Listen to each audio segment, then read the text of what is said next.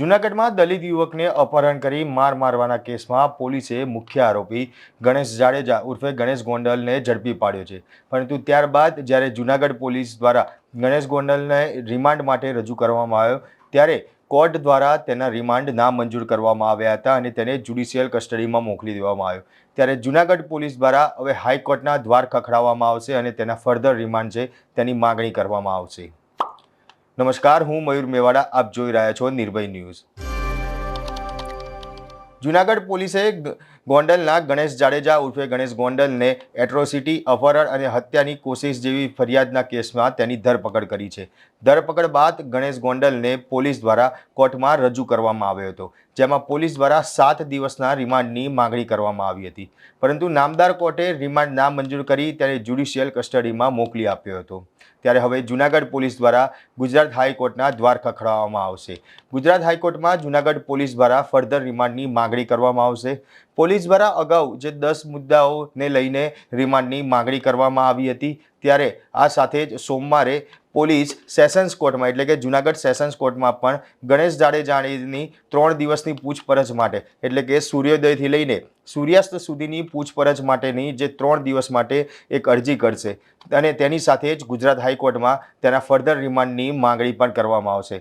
ત્યારે રિમાન્ડના મુદ્દાની જો વાત કરવામાં આવે તો જ્યારે આ પહેલાં જે 10 મુદ્દાઓને લઈને રિમાન્ડ માગવામાં આવ્યા હતા તે મુદ્દાઓની જો વાત કરીએ તો તે મુદ્દા એ હતા સૌપ્રથમ કે જે દિવસે અપહરણ કરવામાં આવ્યું તે દિવસે ગણેશે કયા કલરના કપડાં પહેર્યા હતા અને તે કપડાં પુરાવા તરીકે કબજે લેવાની વાત છે તે મુદ્દા આ જે રિમાન્ડના જે મુદ્દા છે તેમાં લેવામાં આવ્યા।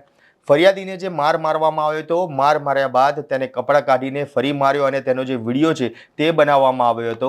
ત્યારે આ વિડીયો કોના મોબાઈલમાં બનાવવામાં આવ્યો એટલે કોના મોબાઈલમાં આ વિડીયો ઉતારવામાં આવ્યો હતો, એ મોબાઈલ કોનો હતો અને તે મોબાઈલ કબજે લેવાનો બાકી હોવાથી જે પુરાવાના ભાગરૂપે તે મોબાઈલ કબજે લેવાનો છે તે પણ આ મુદ્દો એક તાકવામાં આવ્યો હતો। સાથે સાથે લોખંડના પાઇપ વડે ફરિયાદીને માર મારવામાં આવ્યો હતો, તે લોખંડની પાઇપ અને અન્ય આમાં બીજા કોણ કોણ સામેલ હતા તે બાબતે તેની પૂછપરછ કરવા બાબતનો જે મુદ્દો છે તે સાથે ઉમેરવામાં આવ્યો હતો।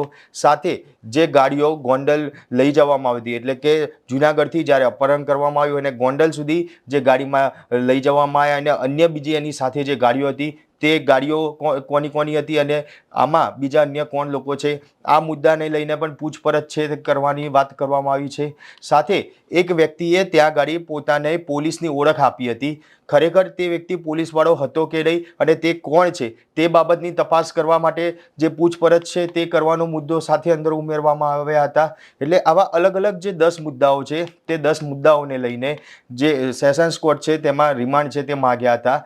ત્યારે સેશન્સ કોર્ટ દ્વારા આ રિમાન્ડ છે તે નામંજૂર કર્યા હતા। ત્યારે હવે ગુજરાત હાઈકોર્ટમાં જે ફર્ધર રિમાન્ડની માગણી કરવામાં આવી છે તેમાં અન્ય કોઈ મુદ્દા સાથે ઉમેરવામાં આવે છે કે નહીં તે જોવાનું રહ્યું, પરંતુ અહીંયા મહત્ત્વની વાત એ છે કે ફરિયાદીએ ફરિયાદમાં ઉલ્લેખ કર્યો હતો કે જ્યારે તેને જે એક ફાર્મમાં લઈ જવામાં આવ્યો, જે કોઠીની અંદર લઈ જવામાં આવ્યો અને ત્યાં ગાડી જ્યારે તેને મારતા હતા ત્યારે અંતે ગણેશ દ્વારા તેને એક બંદૂક જેવું હથિયાર બતાવવામાં આવ્યું હતું।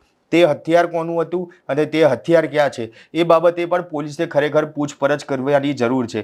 ત્યારે રિમાન્ડના મુદ્દામાં ક્યાંય આનો ઉલ્લેખ કરવામાં નથી આવ્યો। ત્યારે હાઈકોર્ટ સમક્ષ જ્યારે રિમાન્ડના મુદ્દા મૂકવામાં આવશે ત્યારે આ બાબતનો બી ઉલ્લેખ કરવામાં આવે છે કે કેમ તે જોવાનું રહ્યું, પરંતુ અહીંયા મહત્ત્વની વાત એ છે કે હાઈકોર્ટ દ્વારા ગણેશ જાડેજાના જે ફર્ધર રિમાન્ડની માંગ કરવામાં આવી રહી છે તે ફર્ધર રિમાન્ડ હાઈકોર્ટ દ્વારા આપવામાં આવશે કે નહીં તે તો હવે સોમવારે જ ખબર પડશે।